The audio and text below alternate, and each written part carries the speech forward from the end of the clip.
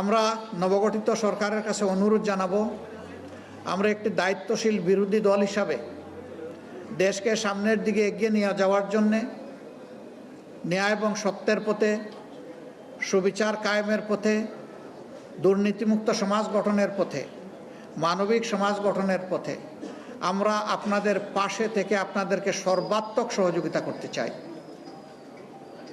এখন এই সহযোগিতা নেওয়া আপনাদের দায়িত্ব,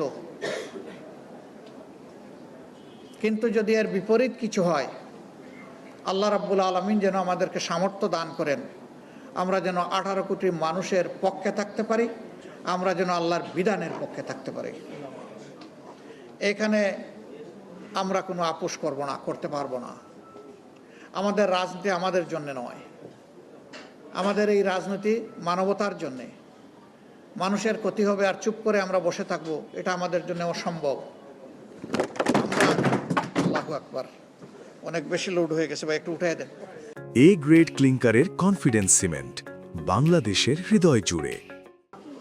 চেষ্টা করব এরকম কিছু দেখলে সরকারকে দৃষ্টি আকর্ষণ করতে। তারা যদি শুধরিয়ে নেন, আমরা অন্তর থেকে তাদের জন্য দোয়া করব।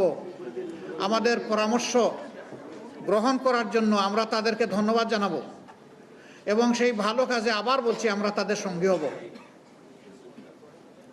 কিন্তু যদি তারা না করেন, আমরা সংসদে এবং জনগণের কাতারে দাঁড়িয়ে আমরা কিন্তু প্রতিবাদ করব। যেখানে সম্ভব, যেখানে প্রয়োজন, জাতির স্বার্থে সেখানে প্রতিরোধ গড়ে তুলব ইনশাআল্লাহ। তবে আমরা চাই না ওই পর্যন্ত যাওয়া লাগুক। আমরা চাই সরকারি দল, বিরোধী দল মিলেমিশে উদার মানসিকতা নিয়ে প্রত্যেকটি নাগরিককে সম্মান করে তার অধিকার যেন আমরা নিশ্চিত করতে পারি। উভয়ে মিলে আমরা সেটাই আশা করি এবং সেটাই আমরা করব ইনশাআল্লাহ। কিন্তু আমরা একা চাইলেও সব হবে না, প্রধান দায়িত্বটা হবে সরকারি দলের। আমাদের পক্ষ থেকে আগেও বলেছি, আরেকবার আজকে এই প্রথম রমজানের দিন আমরা বললাম, আল্লাহ তাআলা আমাদের এই অঙ্গীকারের পর আমাদেরকে টিকে থাকার তৌফিক দান করুন। আজকে যারা এখানে কষ্ট করে এসেছেন তাদের সকলের প্রতি আমার অনুরোধ, মাদ্রাসায় যারা লেখাপড়া করেন তারা বড় সৌভাগ্যবান, তারা কোরআন হাদিস নিয়েই চর্চা করেন। কিন্তু আমার মতো যারা আছে, এই সুযোগ যারা পাই নাই, তাদের প্রতি আমার অনুরোধ, কোরআন নাজিলের এই মাসে প্রতিদিন যদি এক পারা করে বাংলা অর্থ সহ কোরআনটা আমরা পড়তে পারি, আমরাই উপকৃত হব, আমরা হেদায়েতের দিশা পাবো ইনশাআল্লাহ। এরপরে আরও চর্চা করেন, আরও গভীরভাবে অনুসন্ধান করেন, তা আরও আপনার কপাল খুলবে।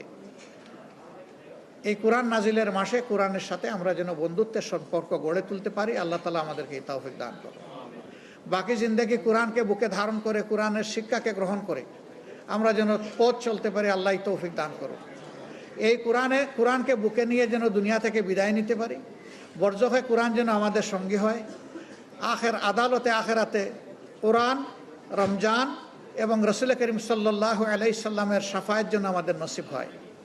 মহান মুবিদের দরবারে এই আরজ রেখে আপনাদের সকলকে আমাদের দাওয়াতে সাড়া দিয়ে এখানে আসার জন্য আন্তরিক কৃতজ্ঞতা এবং ধন্যবাদ জানিয়ে, বিশেষ করে আমার এতিম বন্ধুদের জন্য দোয়া করি, এদের প্রত্যেকের ভিতর থেকে আল্লাহ যেন মণিমুক্তা বের করে আনেন। তারা যেন ভবিষ্যতে এই দেশ গড়ার গুরুত্বপূর্ণ অবস্থানে থাকে, তারা পরিবার, দেশ, জাতিকে যেন তারা সম্মানিত করতে পারে, উজ্জ্বল করতে পারে। আল্লাহ যেন তাদেরকে সেইভাবে কবুল করেন, সামর্থ্য দান করেন। সুবহানাকাল্লাহুম্মা ওয়া বিহামদিকা আশহাদু আল্লা ইলাহা ইল্লা আনতা আস্তাগফিরুকা ওয়া আতুবু ইলাইক। আসসালামু আলাইকুম ওয়া রাহমাতুল্লাহি ওয়া বারাকাতুহু।